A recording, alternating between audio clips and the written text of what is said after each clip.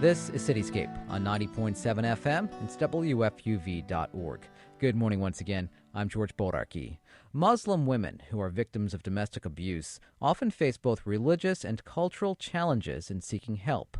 Speaking about marital issues is often seen as attacking Islam in the Muslim community. Cityscape's Morlene takes a closer look at the issue. Sarah is a 34-year-old woman living in Queens. She asked that we withhold her last name. Sarah moved to New York from Sudan with her husband soon after they married. She says it wasn't long before he became abusive. Back home, he looked different, as if he's wearing a mask. I met him as a man that migrated to help his poor family. But when I came here and through time, I find that no, he's not like that. He's just abuser. Sarah pleaded with her husband to stop the abuse, but she says he refused to communicate with her. He choked me. He choked me in front of my kids and throwing food in front of the kids and breaking the furniture. And this is your life. This is your life, being in an abusive situation. At first, Sarah says she wasn't aware of the word abuse and didn't know what her rights were. She says her husband isolated her. He cut off the telephone lines, prevented her from using a computer, and prohibited friends and family from visiting.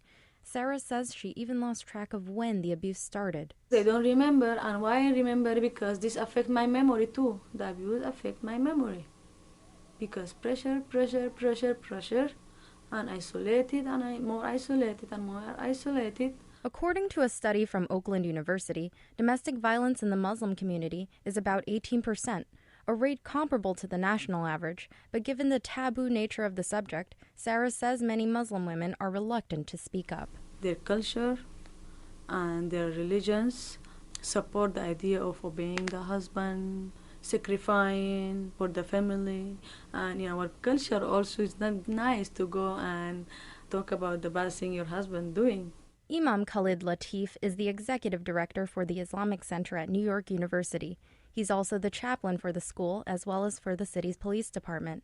He says Islam does not condone violence against women. Islam very adamantly prohibits domestic violence. It very adamantly prohibits forced marriages and, an abundance of things that take place in communities where there are Muslims who are unfortunately doing things that are not Islamic. Latif says religious texts have been misinterpreted, and he admits that could lead to domestic violence. You can find individuals who would take a simple verse or a quote and derive completely polar opposite meanings and interpretations from that verse. Are there people in our community who believe that religion justifies ill treatment of women? There definitely are, and I think we have to be able to acknowledge that, because our failure to acknowledge it then puts us in a place where we're not really dismantling the problem at its base. We have to be able to offer, I would say, more sound and correct interpretations, deeper interpretations, and utilize our text to point an idea of female empowerment that exists within them. New York City has worked to reach out to families to combat these issues. Queens Councilwoman Jalissa Ferreras chairs the Women's Issues Committee. We're actively reaching out to the Muslim community so that we can help hear the voices of these women. There's a great organization called Connect, who I fund in my district, and they specifically have been working on reaching out to the South Asian community and just letting them know there is help out there. You don't have to take this type of abuse. However, Ferreras says many Muslim women don't call for help, fearing they'll be told to divorce their husbands. What I have found is that they feel that, a woman that wants to get a divorce, it's a very big no-no within the culture. And unfortunately, these women feel that if they go to the mosque, the type of advice that they would get or the support system is not the same or the average of any other New York woman, where you would be able to call 311 or go to Sanctuary for Families or go to a family justice center. Activists stress the importance of centers catering specifically to the needs of Muslim women. Robina Niaz founded the organization Turning Point for Women and Families after escaping her own abusive marriage. What makes it difficult for Muslim women to come out and ask for help is many of them are new immigrants, have language barriers, have cultural barriers, and the backlash of 9/11, which has really trapped them in situations where they are often hesitant to seek help. This gives them another tool saying, well, you know what, Muslim community is already in danger.